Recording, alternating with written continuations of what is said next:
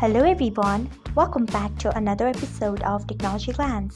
Today in this video, I'm going to guide you through how you cannot get notified for all the activities of your friends on Imo HD. So let's get started.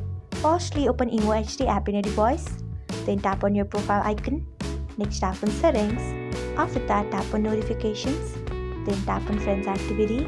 Then you can see the option of others. Turn off it by tapping on it.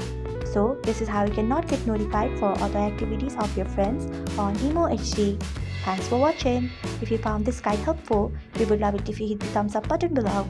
We upload great new tech tutorials like this one every day, so do not forget to subscribe to our channel and hit the bell icon so that you'll never miss another update.